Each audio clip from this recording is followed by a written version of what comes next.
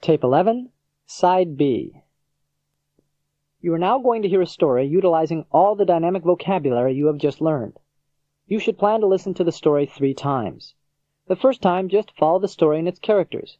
I will read the story at a casual pace so you can follow easily. Then rewind to the beginning of the story and listen a second time. Once you know what the story is about, you'll be better able to concentrate on the context, how, where, and in what situation the word is used. The third time you listen to the story, be prepared to read along in your workbook. Then, complete the exercise in your workbook that corresponds to this story by filling in the blank spaces with either the actual word or one of its synonyms. Ready? Let's begin. This story is entitled, The Epicure. An American in Paris. Gerald Hexler was taking his first vacation in 20 years, his first trip to Europe, and his first sortie among non-Americans.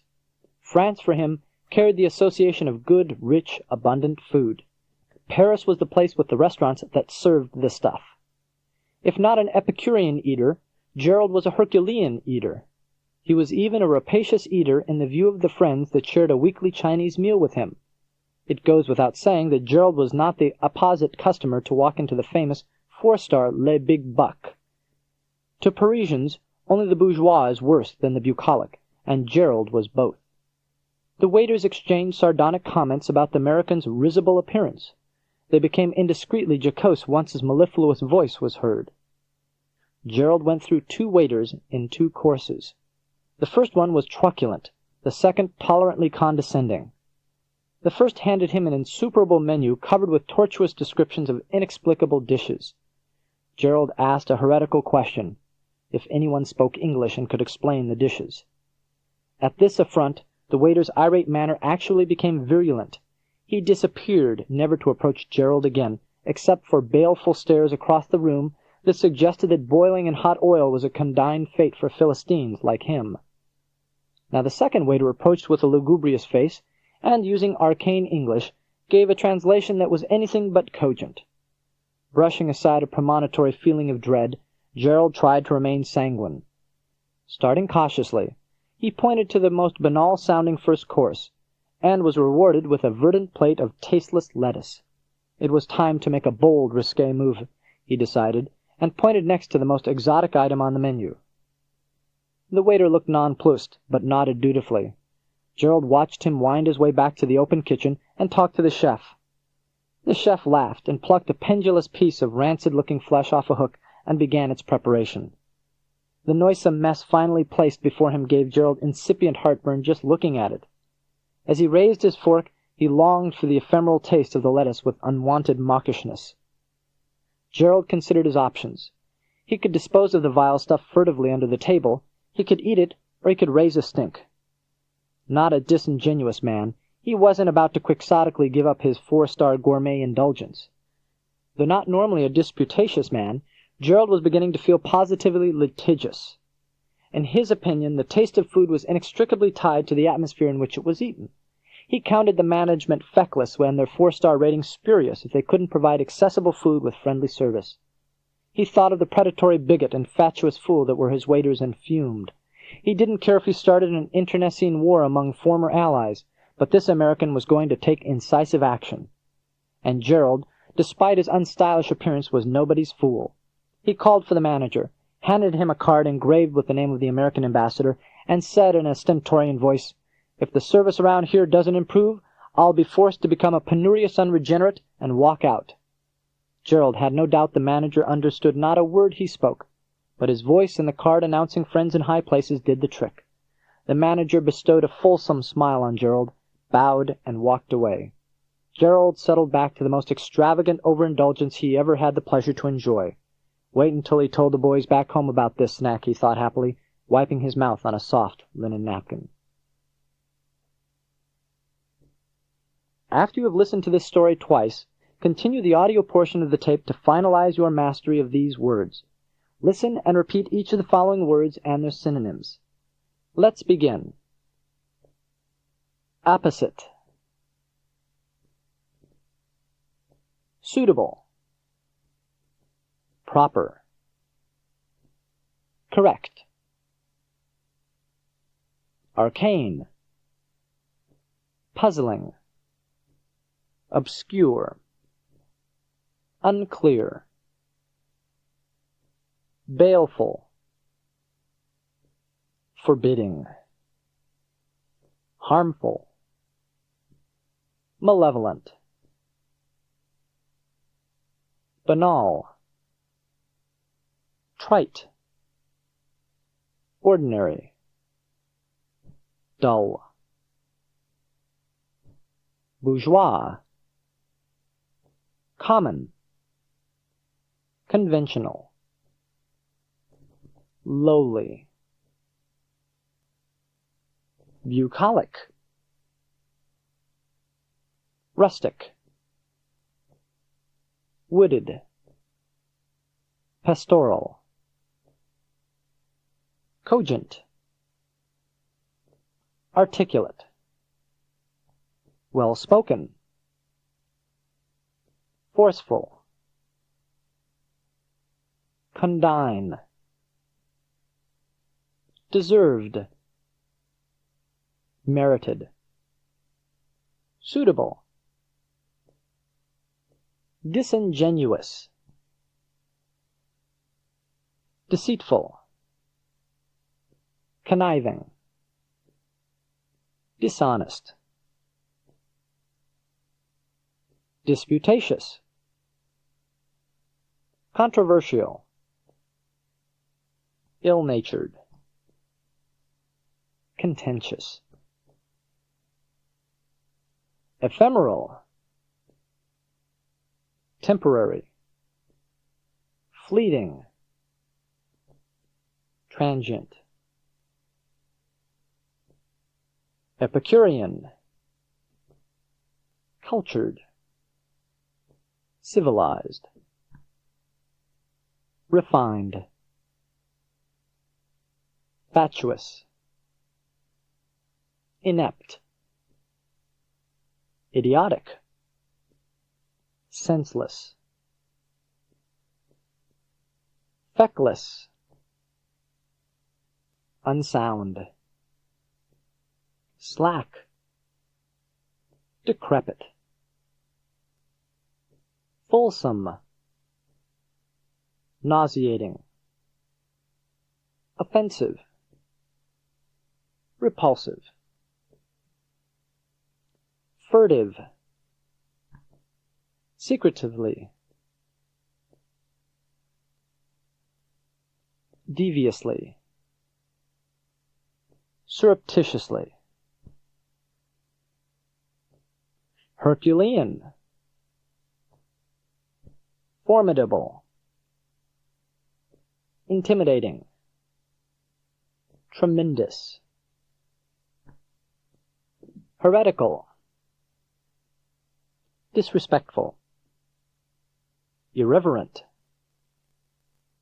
sacrilegious, incipient,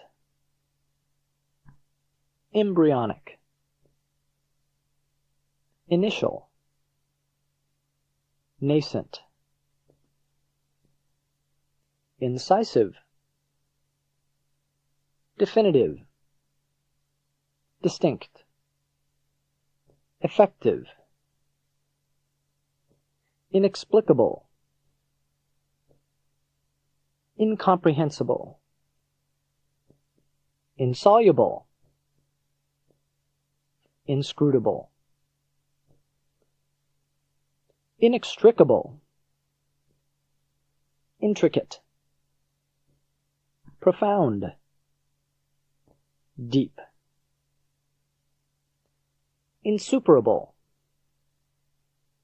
overwhelming, oppressive, unfathomable, internecine, mortal, murderous, deadly, irate, indignant, irritable, aggravated, jocose, jesting, sarcastic, facetious, litigious, argumentative, contentious, disputatious, lugubrious, somber, gloomy, sorrowful, mawkish, emotional, melodramatic, mushy, mellifluous, melodious, harmonious, euphonious, noisome, offensive, nauseating, malodorous, nonplussed, amazed, astonished, stunned, pendulous, suspended, swaying, wavering, penurious, miserly, destitute, parsimonious, predatory, savage, vicious, rabid, premonitory, ominous, apprehensive, intuitive, quixotic, unrealistic, fanciful, absurdly romantic, rapacious, insatiable, ravenous, voracious, risible, comical, ludicrous, farcical, risque, improper, tasteless, crude, sanguine, upbeat, positive, exuberant,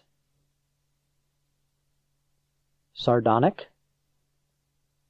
scornful, derisive, contemptuous, spurious, illegitimate, misbegotten, counterfeit, stentorian, roaring, resonant, strong, tortuous, ambiguous, evasive, nebulous, truculence,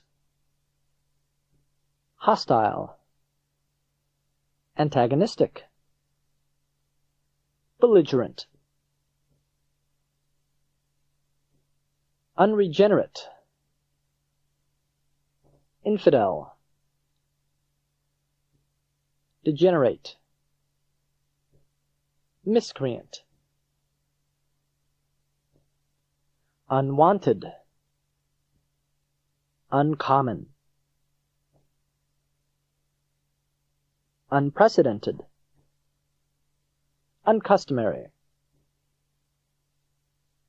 verdant, lush, fresh, virescent, and virulently, malicious, vengeful, spiteful.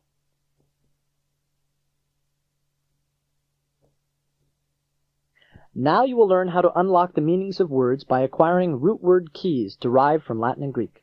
From the common to the extraordinary, root words will permit you to easily decode thousands of words in the English language. Let's proceed.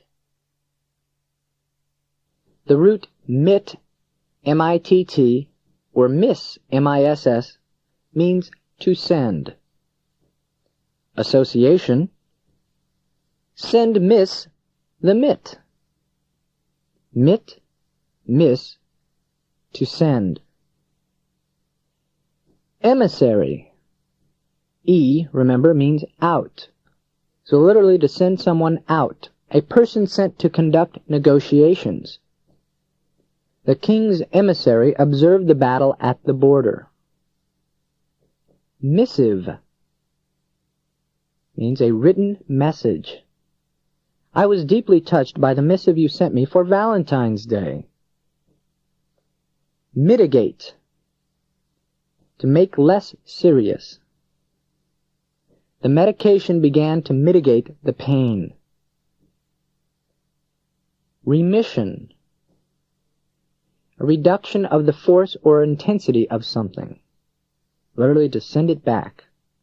The remission of pain brought new hope. Mit or miss means to send.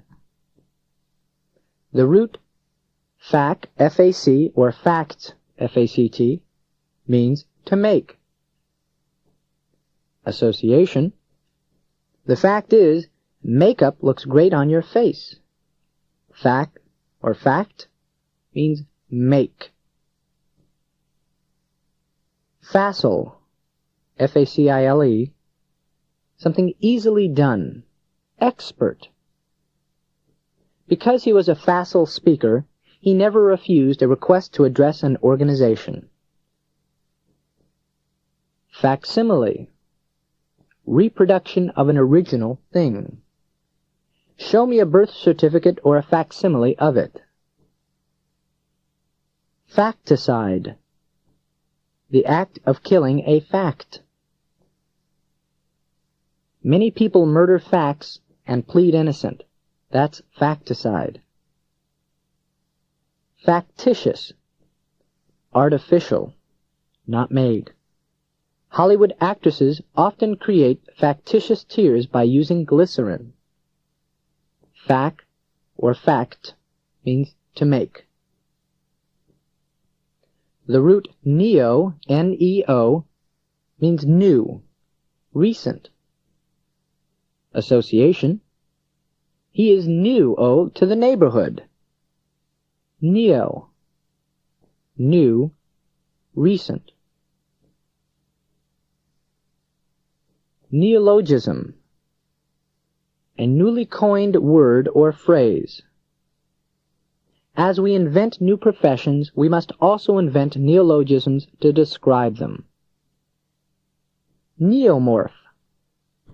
Morph, remember, means form, so something newly formed.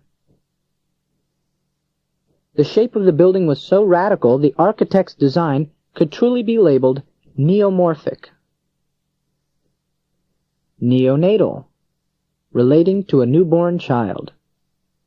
The new mother had much to learn about neonatal care. Neophyte, a new convert, a beginner, a novice. After her novel's success, she was no longer considered a neophyte. Neo, meaning new, recent. The root cap, C-A-P, or sep, C-E-P, means to take or receive. Association: he received the cap and took a sip from it. Cap or sep, C-E-P, means take or receive. Capable, literally meaning able to receive or take, someone who is competent, having a certain ability. He ably demonstrated that he was capable of completing the most demanding of tasks. Capacious, roomy, holds a large quantity. In the capacious areas of the railroad station, thousands of travelers lingered. Captious, fond of finding fault. His criticisms were always captious and frivolous, never offering constructive suggestions. Captivate, to charm, to take hold. Her radiant charm and elegance could captivate even a king. Cap, sep, C-E-P, take or receive. The root anim, A-N-I-M, means mind. Association. What does go on in the mind of an animal? Anim, A-N-I-M, means mind. Animosity means hostility. He incurred the animosity of the ruling class because he wanted to limit their power. Animus, A-N-I-M-U-S, animosity shown in speech or action. The animus of the speaker became obvious when he indulged in sarcastic and insulting remarks. Magnanimous, noble and generous act. The philanthropist was most magnanimous. Unanimous, agreement given by everyone, agreement of mind. The decision to proceed must be unanimous. Anim means mind. Now let's review these new root words. Mit, miss means to send. Fac or fact means to make. Neo means new, recent.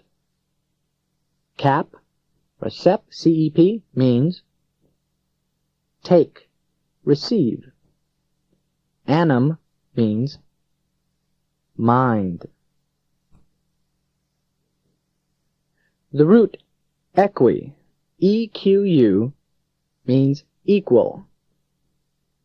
Association. See the E-Q-U in the word equal. Equi, E-Q-U, means equal. Equanimity, literally, equalness of mind, anim meaning mind, calmness of mind or temper. In his latter years, he could look upon the foolishness of the world with equanimity and humor.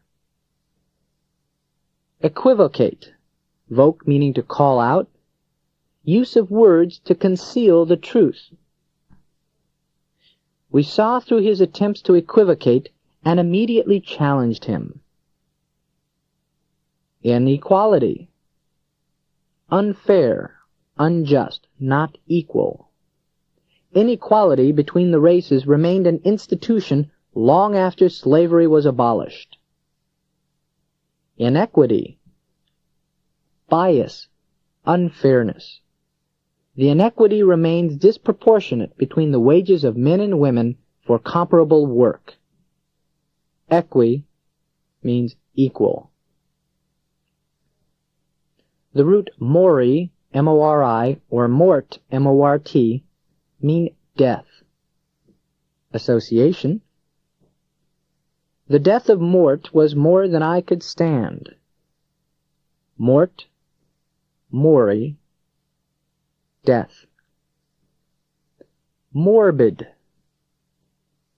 means not wholesome. These morbid speculations are dangerous. We must place emphasis on more pleasant matters. Mordant, characterized by biting sarcasm. the desire to kill.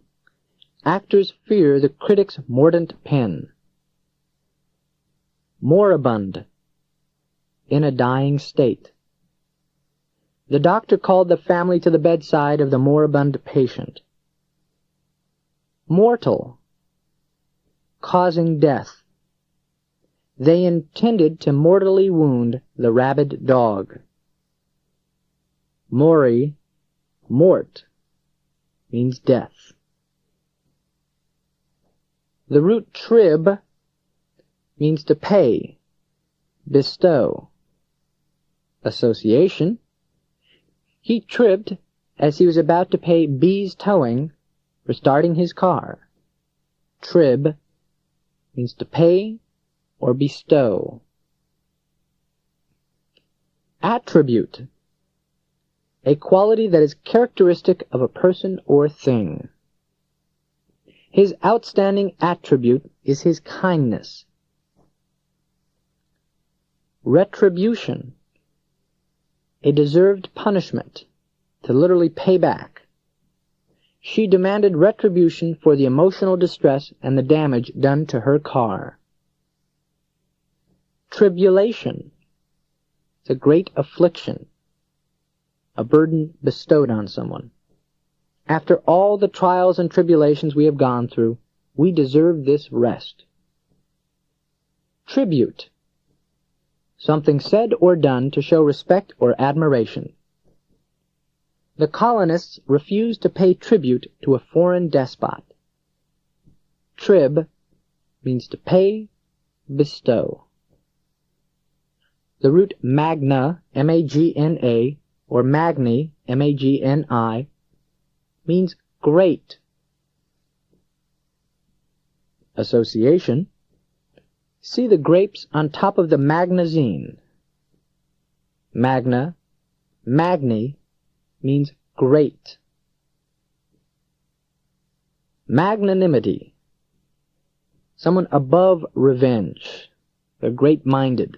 They are forgiving. To effect this settlement requires moral resolution and great magnanimity. Magnate, wealthy, greatly influential person. The steel magnate decided to devote more time to humanitarian causes. Magniloquent, loque, meaning to speak, literally to speak great things about oneself, boastful. In their stories of the trial, the reporters ridiculed the magniloquent speeches of the defense attorney.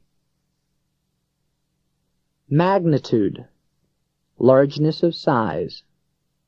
It is difficult to comprehend the magnitude of his crime. Magna, magni, means great. The root jest, G-E-S-T, means to carry or bear. Association. See the thirsty bear carry a big ice chest. Jest means to carry or bear. Gestation, process of carrying in the womb. The length of gestation differs among mammals. Gesture, expressive movement of any part of the body. I am not at liberty to describe that insulting gesture. Congestion, con meaning with or together, full, overcrowded condition, literally carrying together too much. The rush hour congestion was particularly bad this Friday. Gesticulate, expressive movement of hands and arms. She began to gesticulate frantically for help. Jest means carry or bear. Let's review these new root words. Equi means equal. Mori, mort, means death. Trib means pay, bestow. Magna, magni, means Great. Jest means carry or bear.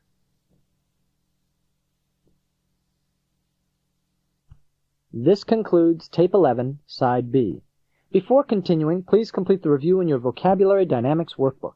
Thereafter, continue with Tape 12, Side